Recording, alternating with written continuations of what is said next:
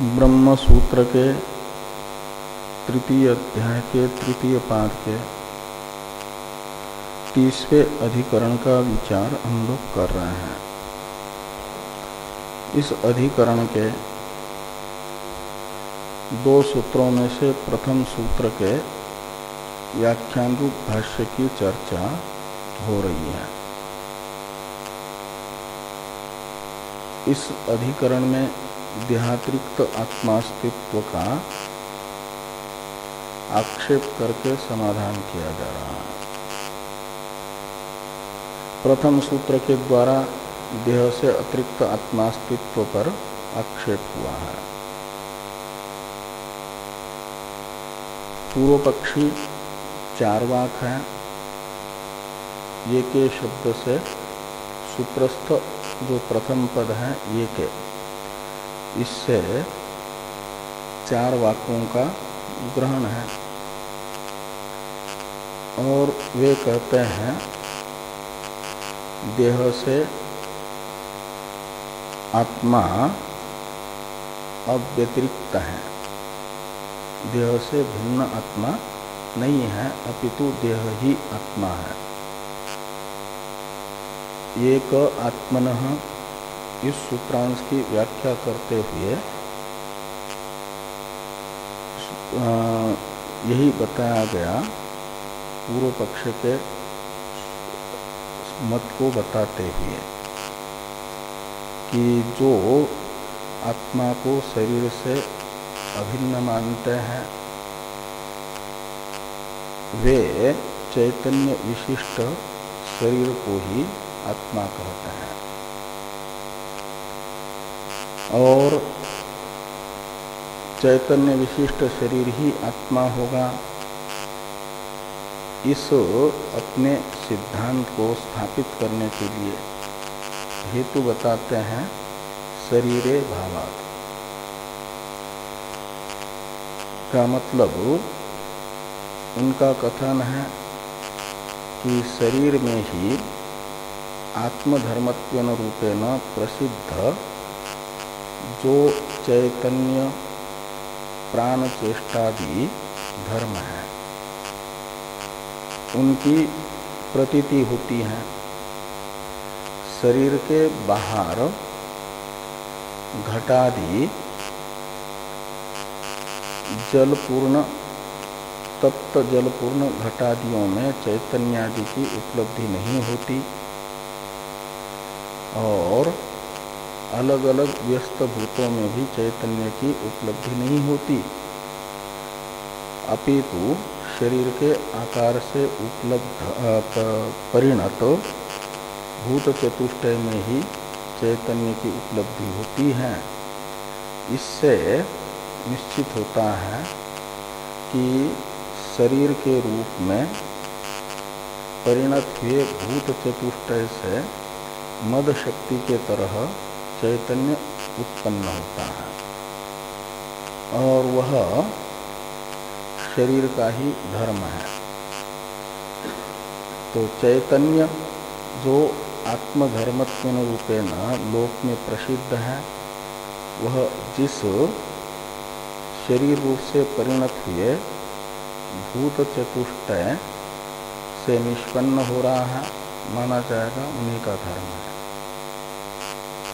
इसी को स्पष्ट करने के लिए सूत्रस्थ शरीरे भावात् इस उत्तर अंश की व्याख्या करते हुए भाष्य में बताया जा रहा है अन्वय व्यतिरेक सहचार। इस अभिप्राय से लिखते हैं जहाँ से विचार हम लोगों को करना है कि हेतुंच आचक्षते शरीरे भावात् इति। जो एक आत्मनः इस पूर्वार्ध से सूत्र के प्रतिज्ञा चार वाक्यों ने की अपनी प्रतिज्ञा की सिद्धि के लिए चार वाक हेतु बताते हैं। हेतुंच आचक्षते का अर्थ क्या हेतु बताते हैं? शरीरे भावात्। ये सूत्रस्थ पद है, सूत्र उत्तरार्ध है सूत्र का। तो सूत्र के उत्तरार्ध से वे सूत्र के पूर्वार्ध में अपनी की हुई प्रतिज्ञा की सिद्धि में हेतु बताते हैं। अब शरीरे भावात का स्पष्टीकरण है भाष्य में। यदि यस्मिन् सति भवति असति च न भवति तत्तद्धर्मत्वेन अध्यवसीयते यथा अग्निधर्मौ औष्ण्य प्रकाशौ। तो कहते हैं जो पदार्थ जिसका अन्वय व्यतिरेक अनुविधायी है, वह पदार्थ जिसका वह अन्वय व्यतिरेक अनुविधायी है उसका धर्म है, यह निश्चय किया जाता है।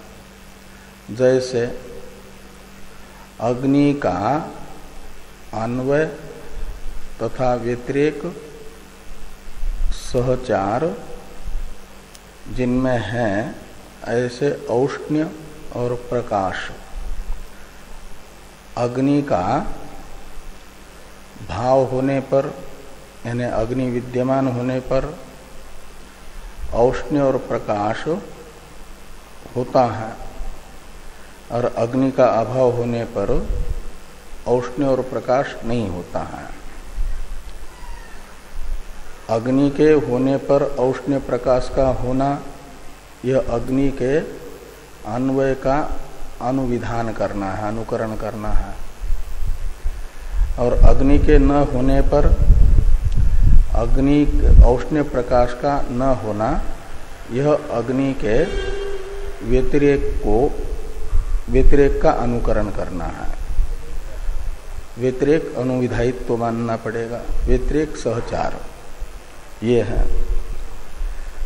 तो अग्नि का अन्वय अनुविधायित्व, व्यतिरेक अनुविधायित्व यानी अन्वय सहचार व्यतिरेक सहचार जिनमें है औष्ण्य प्रकाश में, उन दोनों को भी अग्नि का धर्म माना जाता है। वे अग्नि के गुण हैं, अग्नि के धर्म हैं औष्ण्य और प्रकाश, क्योंकि अग्नि के रहने पर होते हैं, अग्नि के न रहने पर नहीं होते हैं। तो अग्नि का अन्वय व्यतिरेक अनुविधान करने वाले औष्ण्य प्रकाश जैसे अग्नि धर्मत्वेन रूपेण निश्चित है, ऐसे देह का अन्वय अनुविधान और व्यतिरेक अनुविधान करने वाले, अनुविधान का अर्थ होता है अनुकरण। तो देह के अन्वय का यानी भाव का अनुकरण करने वाले और देह के अभाव का अनुकरण करने वाले चैतन्य प्राण चेष्टादि को भी देह धर्म ही माना जाएगा। इस अभिप्राय से शरीरे भावात का व्याख्यान करते हुए ये अन्वय व्यतिरेक सहचार बता रहे हैं। पहले सामान्य अन्वय व्यतिरेक सहचार बताए कि यदि यस्मिन् सति भवति, तो यत् यानी चैतन्यादि आत्मधर्मा,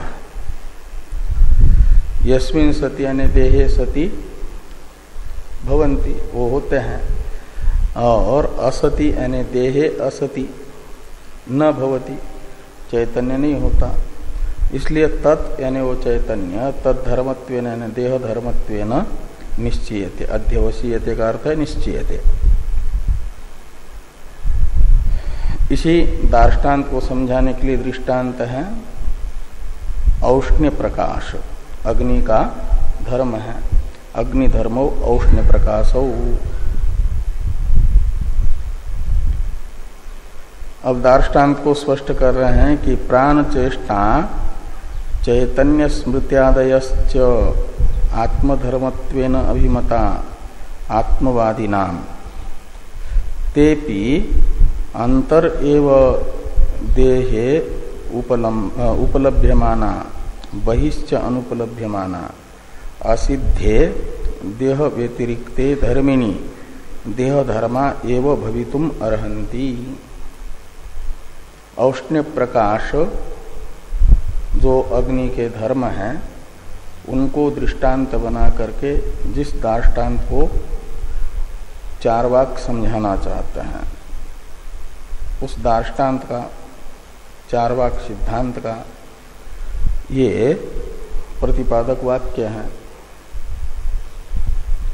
कि आत्मवादी में यानी देह से अतिरिक्त आत्मवादी में आत्मधर्मत्वेन रूपेण प्रसिद्ध जो चैतन्य प्राण चेष्टादि हैं, देह से अतिरिक्त आत्मा को स्वीकार करने वालों के मत में यह आत्मा के धर्म है। आत्मा चैतन है तो उसमें चैतन्य रहेगा, आत्मधर्म है चैतन्य। और प्राणन अपाननादि व्यापार ये देह आत्मधर्म है, शरीर से अतिरिक्त वस्तु के धर्म है। तो इसलिए कहते हैं कि प्राण चेष्टा चैतन्य स्मृत्यादयः आत्मधर्मत्वेन अभिमता आत्मवादी नाम। तो जो देह से अतिरिक्त आत्मा को स्वीकार करने वाले हैं वे हैं आत्मवादी। चार्वाक से अतिरिक्त स्थूल शरीर से भिन्न आत्मा को मानने वाले, उनकी एक कोटि है, वे हैं आत्मवादी शब्द से ग्राह्य। और उन्हें शरीर से अतिरिक्त आत्मा के धर्म के रूप में अभिमत है प्राण चेष्टा चैतन्य स्मृत्यादि धर्म। ये शरीर के धर्मत्वेन रूपेण अभिमत नहीं है, आत्मधर्मत्वेन रूपेण अभिमत है। कहते हैं ये जो आत्मधर्मत्वेन रूपेण अभिमत प्राण चेष्टा चैतन्य स्मृत्यादि धर्म है, यह शरीर के भावाभाव का अनुविधान करते हैं, अनुकरण करते हैं। तो अग्नि के भावाभाव का अनुकरण करने वाले औष्ण्य प्रकाश जैसे अग्नि धर्मत्वेन रूपेण निश्चित है, ऐसे शरीर के भावाभाव का अनुकरण करने वाले इन प्राण चेष्टा चैतन्य स्मृत्यादि को भी देह धर्म ही मानना होगा, क्योंकि देह का भावाभाव अनुविधान कर रहे हैं, देह के भावाभाव का अनुविधान यानी अनुकरण ये कर रहे हैं, ये इस वाक्य से कहना चाह रहे हैं। तो इस अभिप्राय से लिखते हैं कि प्राण चेष्टा चैतन्य स्मृत्यादयश्च आत्मधर्मत्वेन अभिमता आत्मवादी नाम। तेपि, इसमें ते इस सर्वनाम से अपेक्षित ये इस पद का अध्यार करना, यत शब्द का, यत तदोर नित्य संबंध होता है ना, और उसका अन्वय प्राण चेष्टा चैतन्य स्मृत्यादय इसके साथ करना। ये प्राण चेष्टा चैतन्य स्मृत्यादय आत्मधर्मत्वेन आत्मवादीनाम अभिमता तेपि, ऐसा।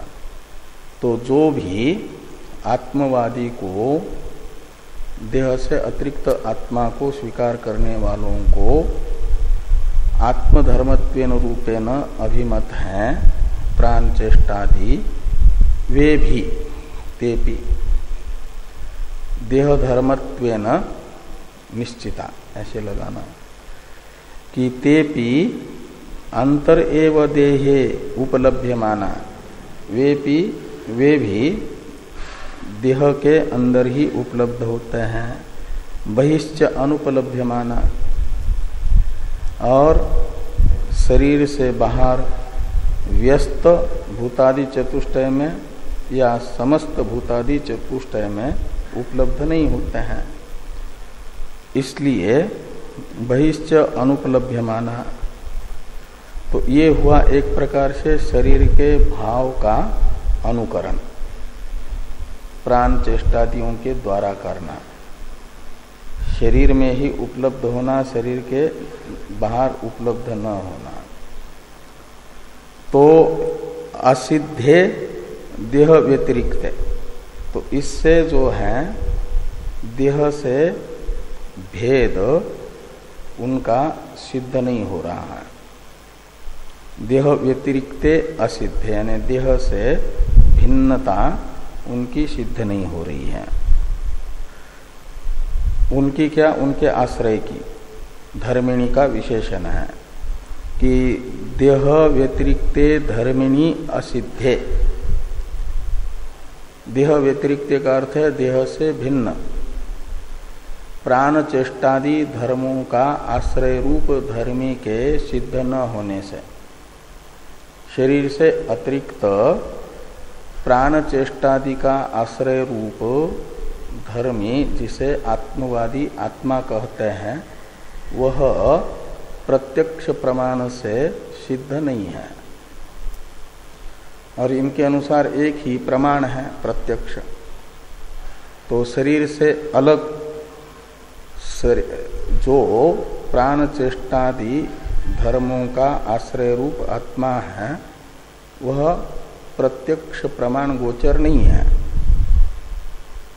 और प्रत्यक्ष प्रमाण से अतिरिक्त तो दूसरा कोई प्रमाण है ही नहीं जो शरीर से अतिरिक्त प्राण चेष्टादि धर्मों के आश्रय को सिद्ध कर सके, निश्चित कर सके।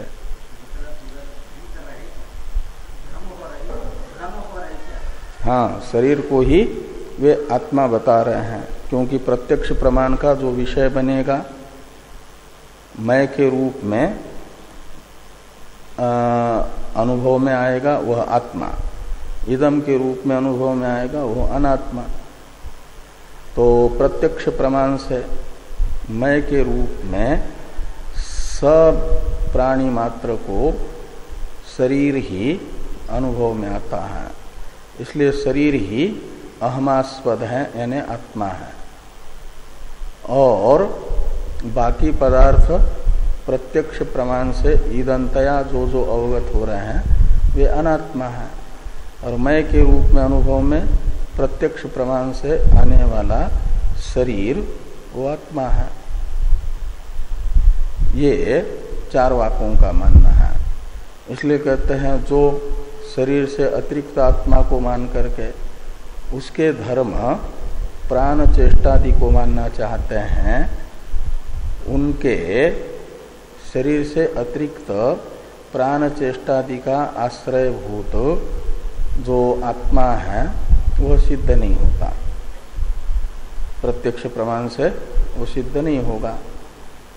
इसलिए कहते हैं कि असिद्धे देह व्यतिरिक्ते धर्मिणी।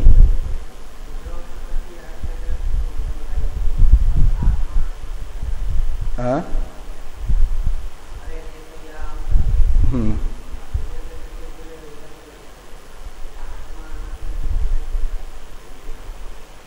तो जो जिसको मैं के रूप में भासेगा वह आत्मा, और जिसको ईदन के रूप में जो भासेगा वह उसके लिए अनात्मा।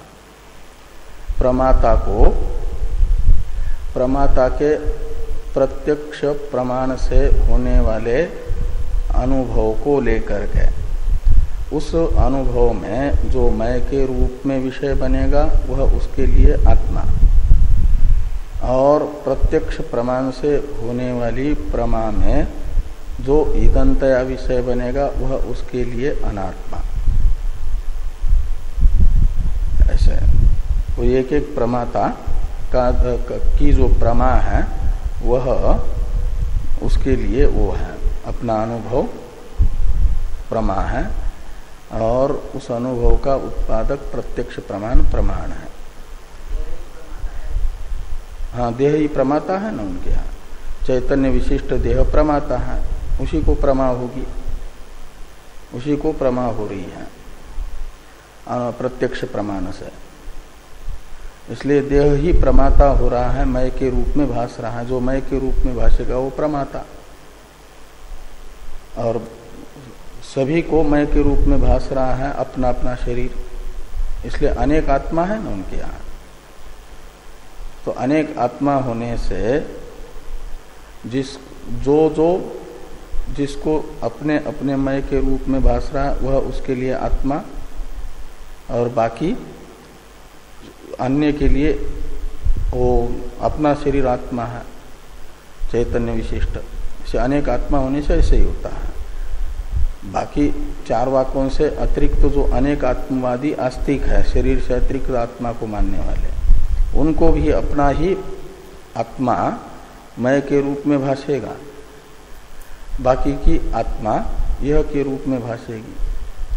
तब भी जैसे वो आत्मा का निर्णय करते हैं कि दोनों भी आत्मा है, क्योंकि दोनों को दोनों मय के रूप में भास रहे हैं।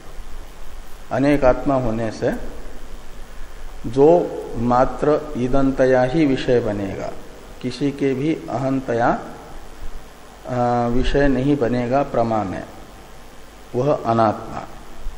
और जो किसी न किसी के अहंता का आस्पद बन जाता है वह आत्मा है। ये शरीर इसलिए किसी के भी सबके ईदंतया ही प्रत्यक्ष का विषय नहीं बनता, स्वयं के अहंतया प्रत्यक्ष का विषय बनने के कारण उसे आत्मा कहा जाएगा। इसलिए भले ही दूसरों के ईदंतया भान का विषय बन जाए, तब भी आत्मत्व ही उसमें रहेगा। इसलिए अनात्मत्व का व्यावर्तन करने के लिए जोड़ा जाता है, जो अनात्मा बताने के लिए कि ईदंतया मात्र भाषित हो, मात्र पद, वो अनात्मा।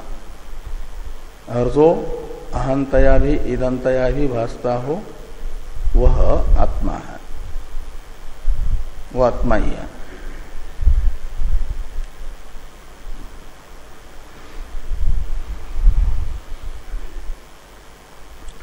तो असिद्धे देह व्यतिरिक्ते धर्मिणी, देह से अतिरिक्त चैतन्यादि धर्म के आश्रयभूत धर्मी की सिद्धि न होने से देह धर्मा एव भवितुम अर्हन्ति। एक तो देह के भावाभाव का अनुसरण कर रहे हैं चैतन्यादि धर्म, और दूसरा प्रत्यक्ष प्रमाण से शरीर से अतिरिक्त आत्मा नाम की कोई वस्तु इनका आश्रयभूत सिद्ध नहीं हो रही है। इसलिए ये जिसका अन्वय व्यतिरेक अनुविधायित्व इनमें है, तदात्मक ही ये हो जाएंगे चैतन्यादि, शरीर के ही धर्म हो जाएंगे। इसलिए देह धर्मा एव भवितुम अर्हन्ति। तस्मात् अव्यतिरेको देहात् आत्मनः इति। तो तस्मात् का अर्थ है शरीरे भावात्, जो सूत्र में कहा, यानी शरीर के भावाभाव का अनुकरण करने के कारण और शरीर से अतिरिक्त कोई इनका आश्रय प्रत्यक्ष प्रमाण से निश्चित न होने के कारण देह ही जो देह से आत्मा का अव्यतिरेक, यानी जो प्राण चेष्टादि का आश्रय बनेगा वह आत्मा, आत्मधर्मत्वेन रूपेण निश्चित पदार्थ जिसमें रहेंगे उसको आत्मा कहा जाएगा। तो आत्मधर्मत्वेन रूपेण निश्चित धर्म है प्राण चेष्टा चैतन्य स्मृत्यादि, वे देह में सिद्ध हो रहा है। इसलिए देह को ही इनका आश्रयभूत जो देह है उसी को आत्मा मानना होगा। ये उपसंहार हुआ, पूर्व पक्ष का उपसंहार है। यानी देह से अतिरिक्त आत्मा अस्तित्व पर आक्षेप हुआ। अब आक्षेप का समाधान करने वाला जो सूत्र है, द्वितीय सूत्र इस अधिकरण का, इसका अवतरण है एवं प्राप्ते ब्रूमः। एवं प्राप्ते यानी शरीर से अतिरिक्त आत्मा का अभाव, शरीर ही चैतन्य विशिष्ट आत्मा है इत्याकारक पूर्व पक्ष प्राप्त होने पर वयम ब्रूम यानी हम ये बताते हैं, द्वितीय सूत्र से सिद्धांत को बताते हैं। द्वितीय सूत्र का उच्चारण किया जाए। व्यतिरेकस तद्भावाभावित्वात्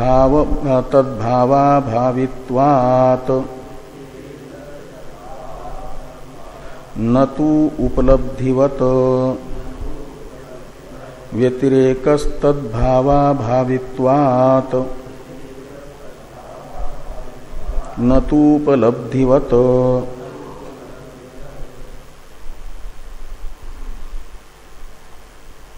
व्यतिरेकः तद्भावाभावित्वात् न तु उपलब्धिवत। ऐसे 5 पद हैं सूत्र में। न तु ये दोनों निपात हैं पूर्व पक्ष के व्यावर्तक। न तु में तु यह निपात अवधारण अर्थ में है।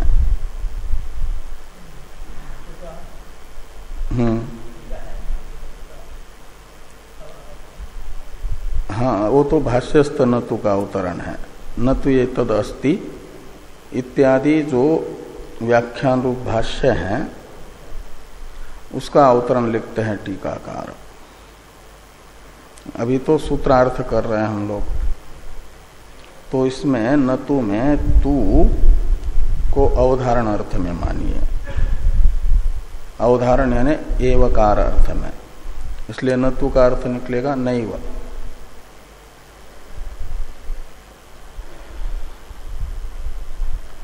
और न को लगा दीजिए पूर्व पक्ष की प्रतिज्ञा के साथ। पूर्व पक्ष की प्रतिज्ञा है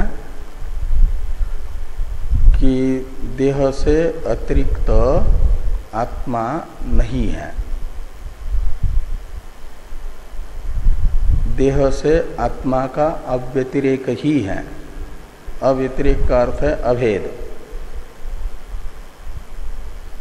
भेदाभाव। और उसके साथ न जोड़ देंगे सूत्रस्थ तो सिद्धांति की प्रतिज्ञा हो जाएगी, एक प्रकार से पूर्व पक्ष का खंडन हो जाएगा कि ये निकलेगा कि देहात आत्मनः अव्यतिरेको न, देह से आत्मा का अव्यतिरेक यानी अभेद नहीं है। अव्यतिरेक में एक नय है और एक सूत्र में न है। तो जिस वाक्य में 2 नय आते हैं तो वो फिर अवश्यम भाव बताता है, अवश्य प्राप्ति बताता है। तो उन दोनों न को हटा देंगे, अव्यतिरेक वाले अ को और इस अ को न को, तो अर्थ निकलेगा देहात आत्मनः व्यतिरेक एव। देहात आत्मन व्यतिरेक एव, देह से आत्मा का अव्यतिरेक नहीं है, ये न ने बताया। तो फिर पूर्व पक्ष का एक प्रश्न होगा कि देह से आत्मा का हम अव्यतिरेक जो स्वीकार कर रहे थे, यानी देह रूप ही आत्मा को स्वीकार कर रहे थे, आप कहते हो कि देह से आत्मा का अव्यतिरेक नहीं है, यानी देह रूप ही आत्मा नहीं है। तो कैसे है फिर आत्मा, आप बताइए। ये पूर्व पक्ष का सिद्धांति के प्रति प्रश्न होगा। उसका उत्तर बताने के लिए पूर्व पक्ष ने सिद्धांति ने प्रथम पद का प्रयोग किया सूत्र में, व्यतिरेक। और इस व्यतिरेक के साथ तू शब्द का जो अर्थ है अवधारण एवकार, उसको जोड़ दीजिए। व्यतिरेक एव, देह से आत्मा का अव्यतिरेक नहीं है। तो पूर्व पक्षी ने कहा फिर क्या है, अव्यतिरेक नहीं है तो बताइए आत्मा का देह से क्या है। तो कहते हैं देहात आत्मनः व्यतिरेक एव। पूर्व सूत्र से आत्मनः की अनुवृत्ति आएगी, तू का अर्थ एव निकलेगा, वह अन्वित होगा व्यतिरेक के साथ। और देहात इस पंचमी अंत का अध्यार करना, तो देहात आत्मनः व्यतिरेक एव, ये सिद्धांति की प्रतिज्ञा होगी। न ने पूर्व पक्ष का खंडन किया और सिद्धांत बताया गया कि देहात आत्मनः व्यतिरेक एव, शरीर से आत्मा का व्यतिरेक यानी भेद ही है, शरीर रूप ही आत्मा नहीं है, शरीर से अलग आत्मा है, ये व्यतिरेक एव इससे बताया गया।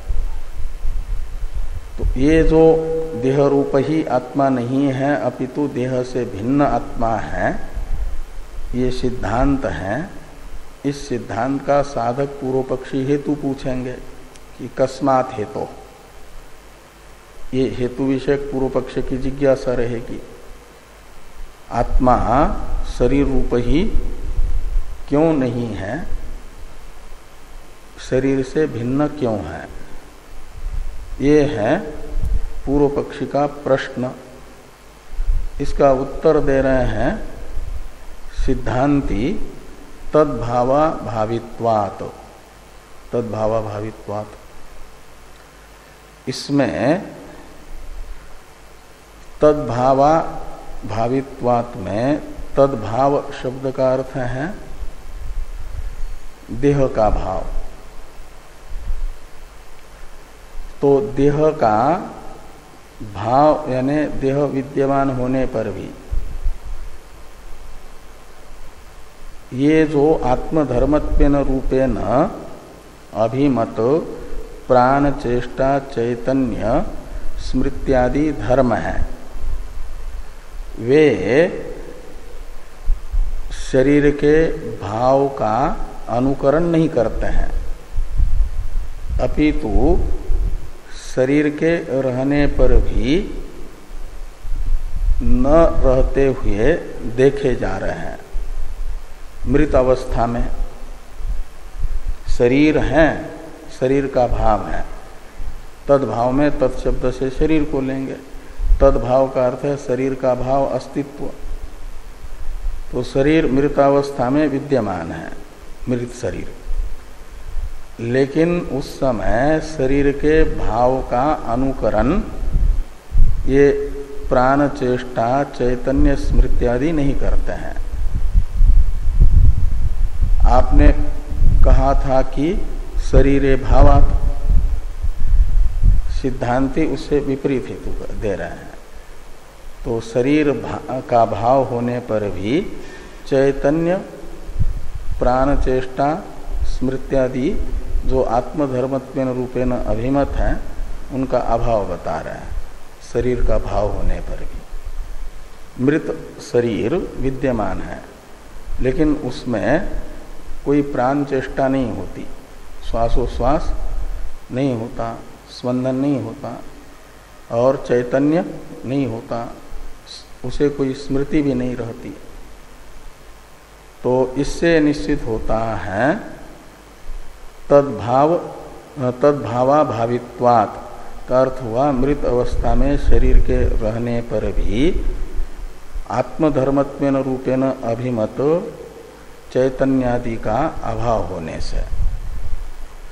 ये नहीं कहा, एक प्रकार से अन्वय व्यभिचार बताया तद्भावा भावित्वात् से, अन्वय व्यभिचार है यहाँ पर, अन्वय सहचार नहीं है।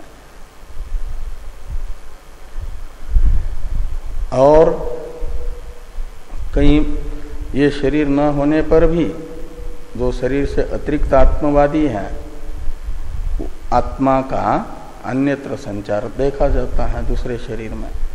एक शरीर छूटा दूसरे शरीर में संचार है। इससे ये निश्चित होता है कि व्यतिरेक का भी अनुविधान ये नहीं करते हैं शरीर के। जैसे अन्वय का अनुविधान यानी अनुकरण प्राण चेष्टादियों ने नहीं किया, ऐसे देह के व्यतिरेक का भी अनुकरण प्राण चेष्टादि आत्मधर्मत्वेन रूपेण अभिमत जो धर्म है वे नहीं करते हैं। वर्तमान शरीर का अभाव होने पर भी शरीरांतर में उनका संचार देखा जाता है। इससे ज्ञापित होता है कि शरीर का अभाव होने पर भी आत्मधर्मत्वेन रूपेण अभिमत जो प्राण चेष्टादि हैं वे रहते हैं। का मतलब व्यतिरेक अनुविधायित्व भी इनमें नहीं है, अन्वय अनुविधायित्व भी देह का इनमें नहीं है। इसलिए औष्ण्य प्रकाश के तरह, अग्नि के औष्ण्य प्रकाश के तरह इनमें वो अग्नि का जैसे भावाभाव अनुविधायित्व औष्ण्य प्रकाश में होने से अग्निधर्मत्व है, ऐसा देह का भावाभाव अनुविधायित्व इन चैतन्यादि में न होने से चैतन्यादि को अन्वय सहचार व्यतिरेक सहचार से देह धर्म नहीं बताया जा सकता। ये दिखाने के लिए तद्भाव अभावित्वात् ये बताया गया, यानी शरीर का भाव होने पर भी इनका अभाव होता है मृत अवस्था में। तो व्यतिरेकस तद्भावा भावित्वात् न तु, यहाँ तक की व्याख्या हुई। तो कहा फिर ये शरीर से अतिरिक्त जो आत्मा है, चैतन्य है, वो किमात्मक है, शरीर से भिन्न वो कैसा है। शरीर से व्यतिरेक भी सिद्ध करना पड़ेगा ना, भेद भी।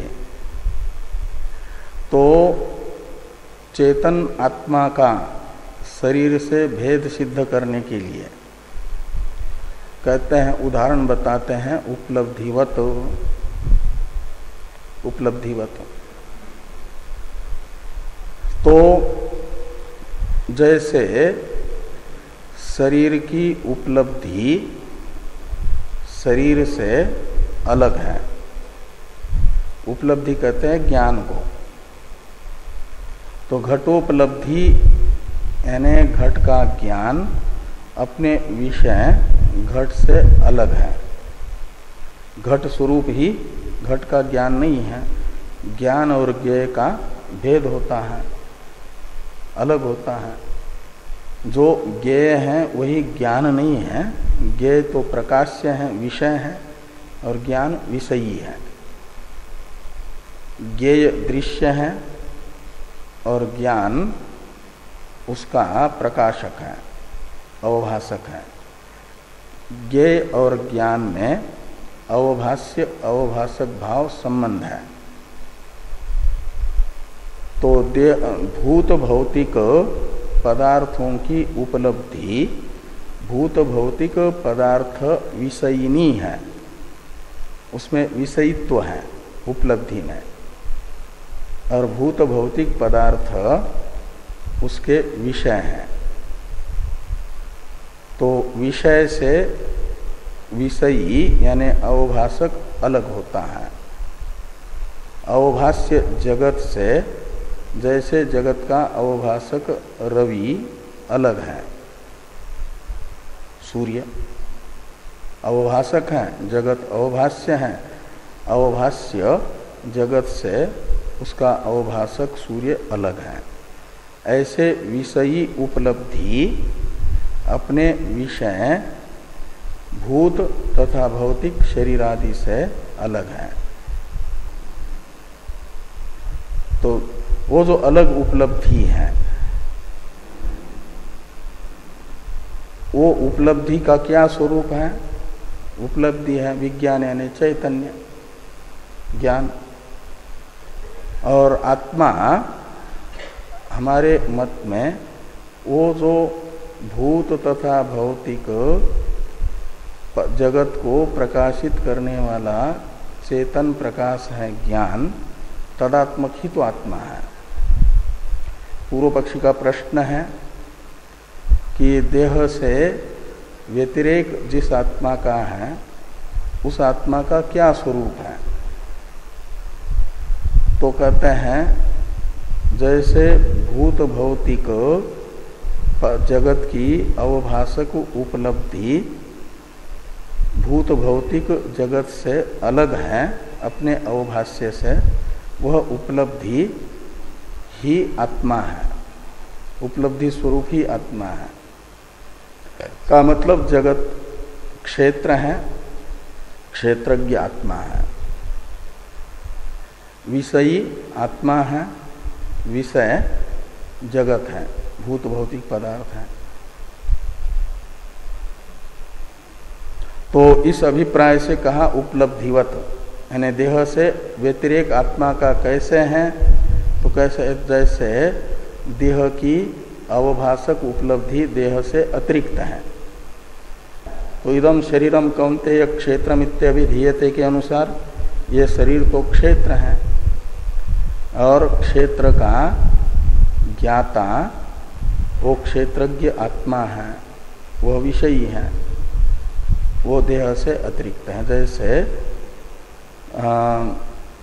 रवि जगत का अवभाषक जगत से अलग है, ऐसे जड़ प्रकाश स्वरूप आदित्य से भी, आदित्य सहित संपूर्ण जगत का अवभाषक जो चेतन प्रकाश रूप आत्मा है वह देह से अलग है। इसे बताने के लिए दृष्टांत है उपलब्धिवत। भाष्यकार भगवान इस द्वितीय सूत्र की व्याख्या करते हैं न तो इत्यादि से। न तो इत्यादि भाष्य की अवतरण टीका है। मनुष्यो अहम जानामि इति देहस्य ज्ञात्रितायाः प्रत्यक्षत्वात् आत्मधर्मत्वेन प्रसिद्धानां धर्माणां देहान्वय व्यतिरेक अनुभवात् तद अन्यात्मनि प्रत्यक्षाभावात् अप्रत्यक्षस्य अप्रमाणिकत्वात् देह एव आत्मा इति प्राप्ते सूत्रस्थ न तु इति पदेन सिद्धांतम प्रतिजानीते न तु एतद इति। तो पूर्व पक्ष की प्राप्ति दिखाते हुए सिद्धांत की प्रतिज्ञा को अवतरण में टीकाकार ने बताया है। पूर्व पक्षी का मानना है कि मनुष्यो अहम जानामि ये जो प्रतीति है यह मनुष्यो अहम, यहाँ पर मनुष्य और अहम इन दोनों का समानाधिकरण प्रयोग है। अहम अर्थ है आत्मा और आत्मा के परामर्शक अहम के, अहम शब्द के समानाधिकरण मनुष्य शब्द का प्रयोग वो अभेद अर्थ में है। इससे बता रहे हैं कि मनुष्य शरीर का वाचक जो मनुष्य शब्द है उसका समानाधिकरण अहम शब्द का प्रयोग होने से अहम अर्थ मनुष्य शब्द का अर्थभूत जो मानव शरीर है वही है। अहम अर्थ यानी आत्मा। तो मनुष्यो अहम जानामि इस प्रतीति में जानामि ये शब्द ज्ञाता को बता रहा है। जानामि का मतलब मैं जानता हूं का अर्थ है ज्ञाता है, उसमें ज्ञात्रिता बता रहा है। किसमें? अहम अर्थ में। अहम जानामि मैं जानता हूं का अर्थ है मैं ज्ञाता हूं। तो ज्ञाता रूप आप कौन है? अहम अर्थ कौन है? तो मनुष्यो। तो ये जो मनुष्य शब्द का समानाधिकरण प्रयोग किया है वो मनुष्य शब्द तो मानव शरीर को बता रहा है। इसलिए ये मनुष्यो अहम जानामि इस वाक्य में जो ज्ञात्रिता प्रतीत हो रही है वह शरीर में प्रतीत हो रही है।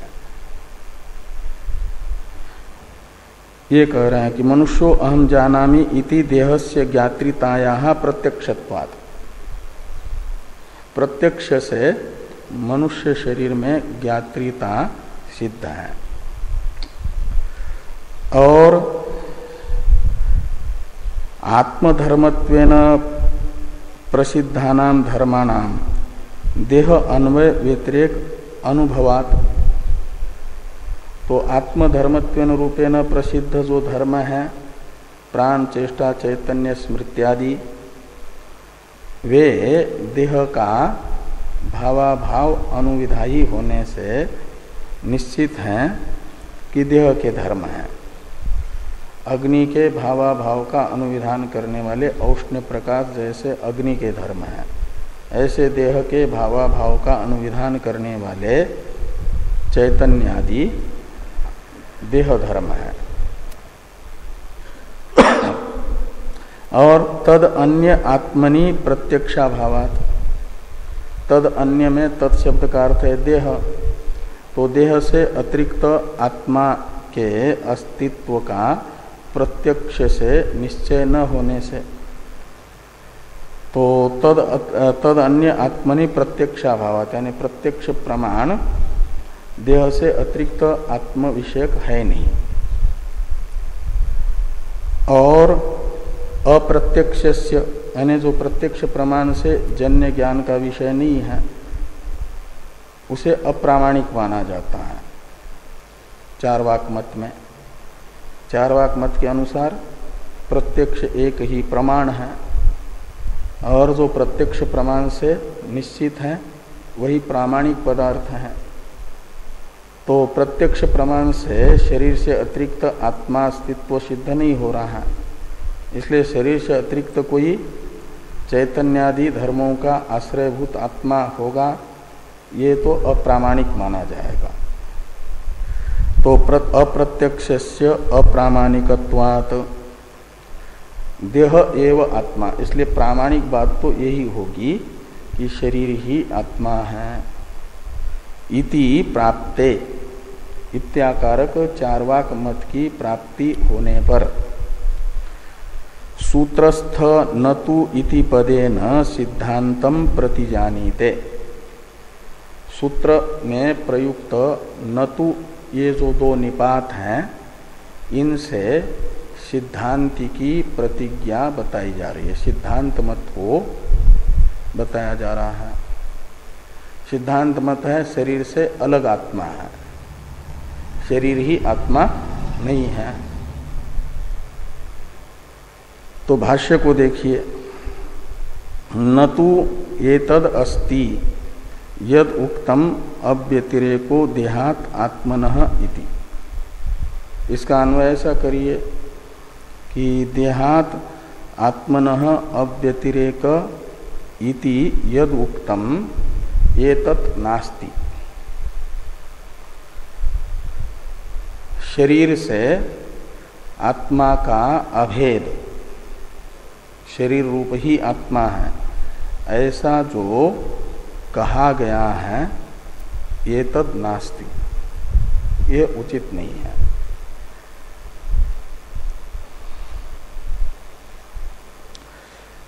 क्यों? तो कहते हैं व्यतिरेक एव अस्य देहात भवितुम अर्हति। ये जो अवांतरिक प्रश्न रहेगा पूर्व पक्षी का कि शरीर रूप ही आत्मा नहीं है तो फिर आत्मा कैसे है, तो बताया जा रहा है व्यतिरेकस्तद्भावा भावित्वात्।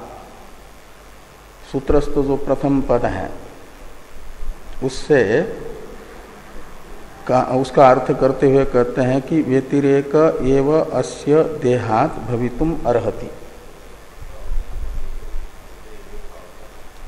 हाँ, इसका अवतरण है टीका में।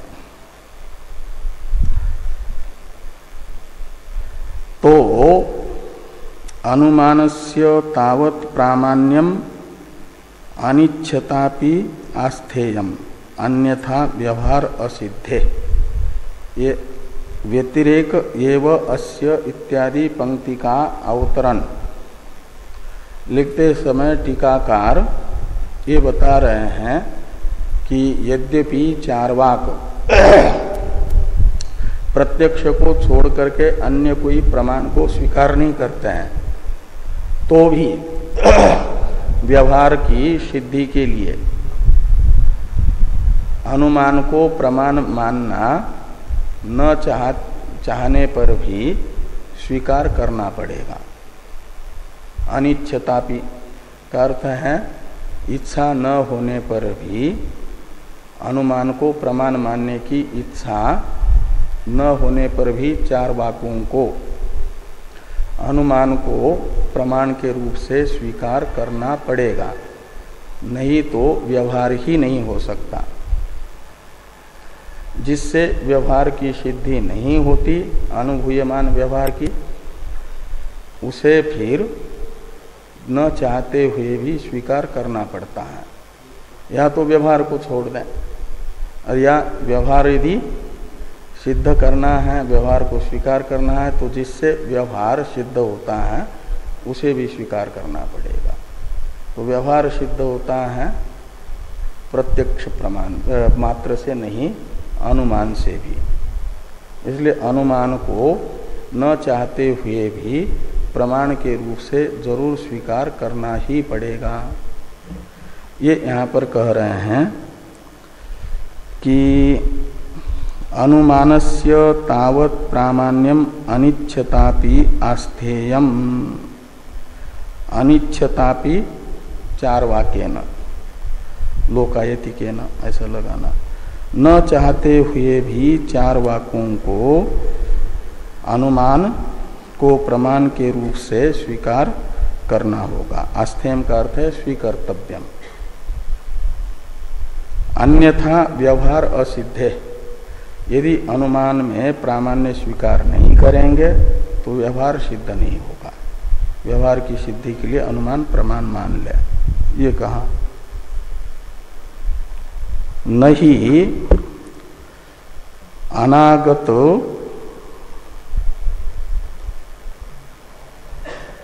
नहीं अनागत पाकादो इष्ट साधनता अनुमितिम विना प्रवृत्ति संभवती। नहीं तो अभी भोजन बना नहीं है, बनने वाला है भोजन। तो भोजन बनने वाला है तो प्रत्यक्ष तो नहीं है, प्रत्यक्ष का विषय होता है वर्तमान। अनागत भोजन है का मतलब भविष्य में बनने वाला है, अभी बना नहीं है। बनाने के लिए प्रवृत्ति हो रही है। ये व्यवहार की असिद्धि हो जाएगी यदि अनुमान को प्रमाण नहीं मानेंगे, तो ये बता रहे हैं। तो अनागत भोजन इष्ट जो क्षुधा की निवृत्ति और तृप्ति है उसका साधन है, ये अनुमान से निश्चित होता है। जो हमें भूख लगी है उसकी निवृत्ति भोजन से होगी, पाक से होगी, और तृप्ति आएगी, इसका तो अनुमान करना पड़ता है। जो हमने कल भोजन किया था उससे भोजन की निवृत्ति हो गई, क्षुधा की निवृत्ति हो गई, तृप्ति आ गई। का मतलब क्षुधा निवृत्ति का और तृप्ति का साधन भोजन में है, ये निश्चय हुआ, अनुभव हुआ।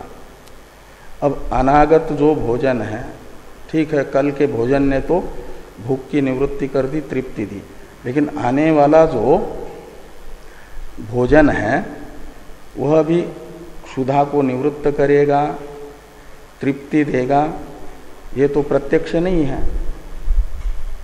आने वाले भोजन में क्षुधा निवर्तकत्व और तृप्ति प्रदायकत्व ये अभी प्रत्यक्ष नहीं है। अनुमान करना पड़ेगा। अनागत भोजन इष्ट का साधन है, क्षुधा निवृत्ति का साधन है, तृप्ति प्रदायक है, ऐसा करना पड़ेगा अनुमान। और उससे फिर हो जाएगा इष्ट साधनत्व का निश्चय, और तब अनागत भोजन के बनाने में, निष्पत्ति में प्रवृत्ति होगी, ये व्यवहार सिद्ध होगा। नहीं तो भोजन बनाना आदि में प्रवृत्ति रूप जो व्यवहार है, इस व्यवहार की ही सिद्धि नहीं हो पाएगी, ये सब बताया जा रहा है। नहीं अनागत पाकादो इष्ट साधनता अनुमितिम विना प्रवृत्ति संभवती। तो भविष्य में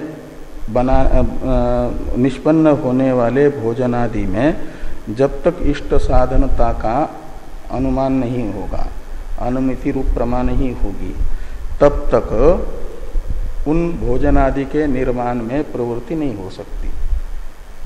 तो इष्ट साधनत्व का निश्चय प्रत्यक्ष से नहीं होगा, वो होगा अनुमान से।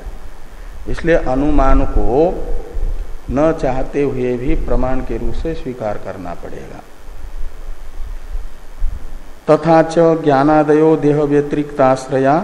तो जब ये निश्चित हुआ कि अनुमान भी एक प्रमाण है, तो अनुमान प्रमाण है, तो फिर जैसे इष्ट साधनता का निश्चय करने में अनुमान प्रमाण बन रहा है अनागत भोजन आदि में, ऐसे देह से अतिरिक्त धर्मी के धर्म है चैतन्यादि, ये निश्चित करने के लिए भी अनुमान प्रमाण प्रवृत्त होगा। देह से अतिरिक्त आत्मा है, ये भी अनुमान से निश्चित होगा। ये कह रहे हैं कि ज्ञानादयो देह व्यतिरिक्त आश्रया। तो ज्ञानादि जो आत्मधर्मत्वेन रूपेण अभिमत है, वे देहाश्रित नहीं हैं, अपितु देह से अतिरिक्त के आश्रित हैं। देह व्यतिरिक्त आश्रयत्व ये साध्य है, और हेतु हैं देह सत्वेपि असत्वात् व्यतिरेकेन देह रूपादिवत इति आह। तो देह सत्वेपि असत्वात्, इसमें हेतु बताया जा रहा है, देह से अतिरिक्त आश्रित क्यों होंगे ज्ञानादि, इसके लिए कि देह सत्वेपि यानी मृत अवस्था में शरीर के विद्यमान होने पर भी असत्वात् यानी ज्ञानादि नाम असत्वात्, जो ज्ञानादि हैं आत्मधर्मत्वेन रूपेण अभिमत, वे शरीर के मृत अवस्था में विद्यमान होने पर भी, शरीर तो विद्यमान है लेकिन शरीर में आत्मधर्म जो ज्ञानादि हैं वे नहीं हैं। इसका अर्थ है ज्ञानादि ये शरीर के धर्म नहीं है।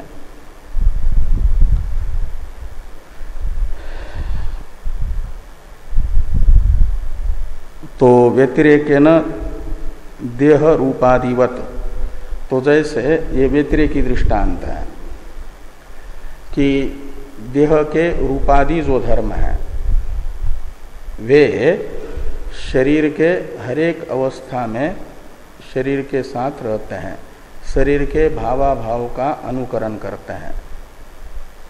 इसे बताने के लिए कहते हैं कि देह रूपादिवत, देह के जो रूपादि धर्म हैं वे मृत शरीर में भी रूपादि बने रहते हैं। ये व्यतिरेकी दृष्टांत है, ऐसे चैतन्यादि नहीं है। इसलिए देह धर्मत्वेन रूपेण प्रसिद्ध जो रूपादि धर्म है वे तो रह रहे हैं, इसलिए वे तो देह धर्म ही होंगे, चैतन्यादि देह धर्म नहीं होंगे। इस अभिप्राय से ये कहा जा रहा है कि व्यतिरेक एव अस्य देहात् भवितुम अर्हति। अस्य यानी आत्मनः, ये जो आत्मा है इसका शरीर से व्यतिरेक यानी भेद ही होगा, वह शरीर से भिन्न होगा, शरीर रूप ही नहीं होगा। तो देहात आत्मनः व्यतिरेक एव भवितुम अर्हति तद्भावा भावित्वात्। ये सूत्रस्थ हेतु हैं। यानी शरीर के रहने पर भी ज्ञानादि का अभाव होने से, जो अनुमान बताते समय टीका में हेतु बताया ना कि देह भावे भी देह सत्वे भी असत्वात्, ये सूत्रस्थ तद्भावा भावित्वात् का ही अर्थ है।